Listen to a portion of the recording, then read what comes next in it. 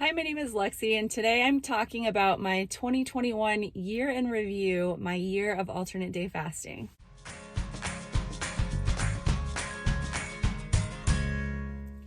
So I just kind of wanted to get on and share with you guys 2021 and how the entire year went as far as my fasting journey and my weight loss, and share with you all of my fasting windows for the entire year. I do have a monthly update for each month of last year, so you can go back and look at those in my alternate day fasting updates playlist. So you could go back and look at the individual months if you want. But this is sort of like a overview of the whole year and how it sort of went. And so hopefully I will be able to keep it somewhat concise and coherent. That's my goal. So just to recap, if you're new, I started alternate day fasting in 2019, in September of 2019. And so before that, I had started fasting probably in about May, late spring of 2019. My plan was to do OMAD, and that sort of morphed into 2MAD, which changed to like 16/8. So basically the whole OMAD plan did not work out for me. And I actually gained weight initially from starting fasting. I gained a little bit of weight. And so when I started alternate day fasting, I was at 209 pounds. I'm 5'11". My goal weight is and was 175. And I actually hit that goal in 2020. And in June of 2020, I hit my goal. I hit 174 was my low. So then the second half of 2020, I regained about 10 to 12 pounds. And that was due to a lot of different things. And that would be really a separate video in and of itself of why I regained some of the weight. Never regained all of the weight, just those 10 to 12 pounds. So I started 2021 at about 185 to 186, somewhere around there. So goal was to get back to 175, and I thought that I would be able to get there quite easily, honestly. So it was a surprise the way that it worked out, because I did not get there easily. In fact, I'm still not back to my goal weight. So I just kind of wanted to talk about how last year went and how my weight trended and all of that. So I will share with you my Happy Scale app.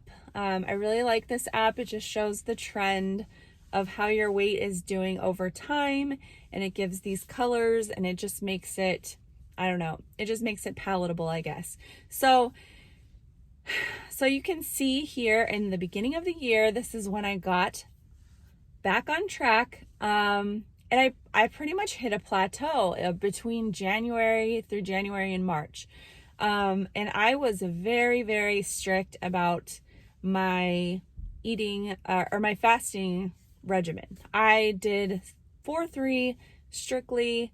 I did not take any breaks during that time. The only variation was that there was 1 week where I did some carb cycling. I was doing low carb, high fat, and high fat, low carb, switching off between those. And I did a short daily window during that week.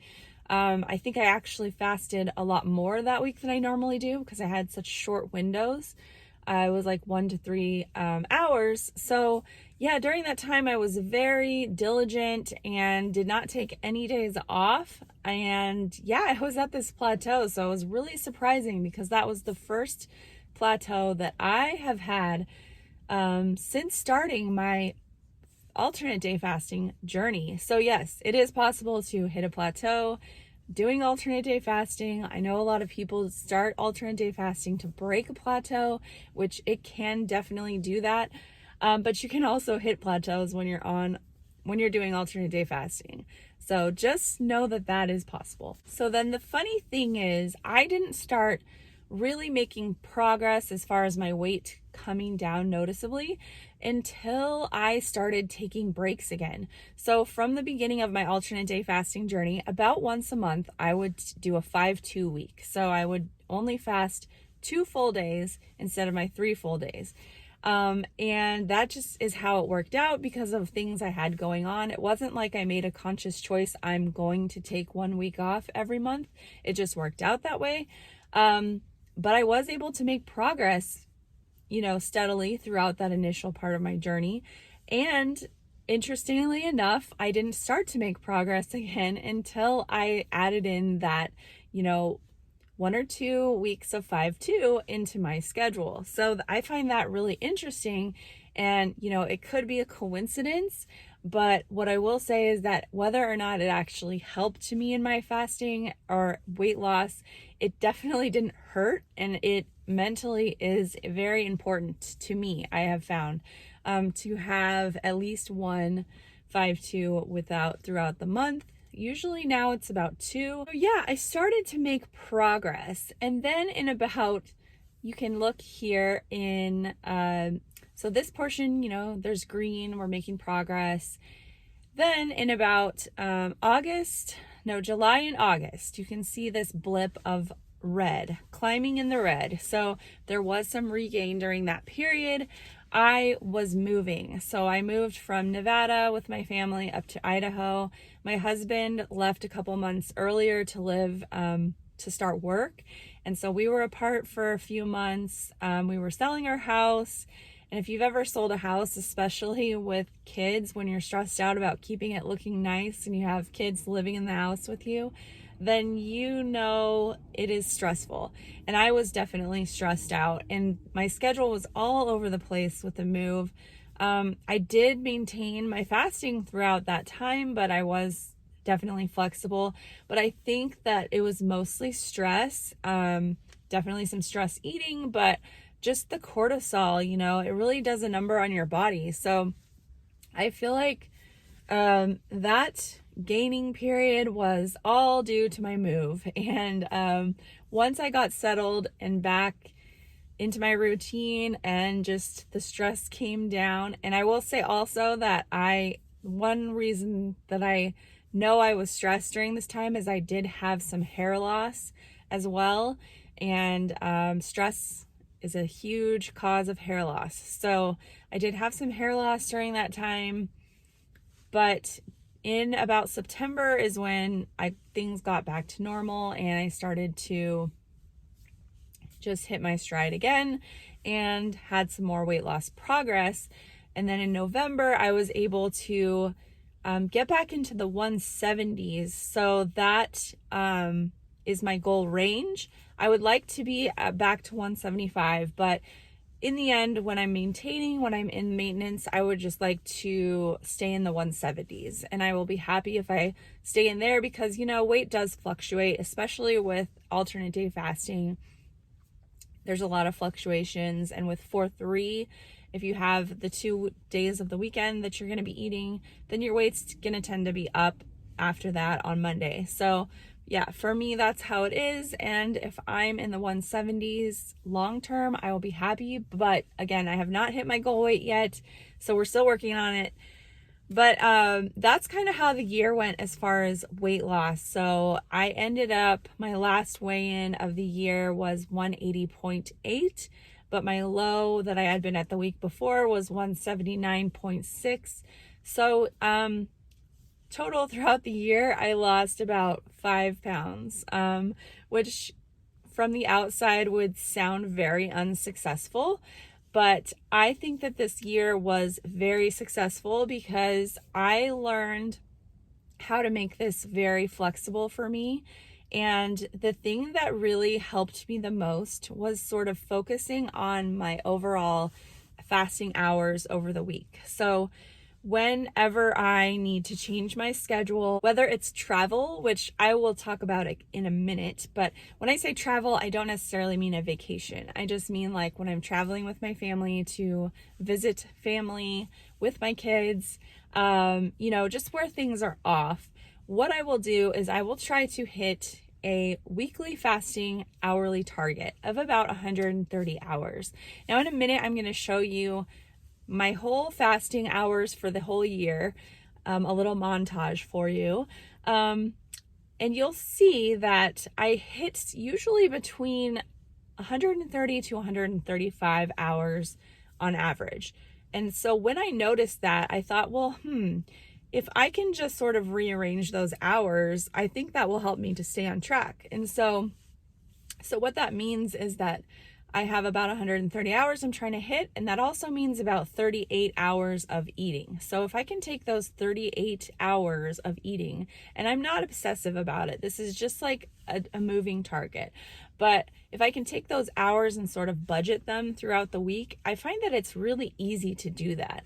And so when I am doing 5-2 or even 6-1, where I can only get one full fast in that week, or, even if I had no full fasts in that week that I could get in, then I would just take those hours and sort of spread them out throughout the week.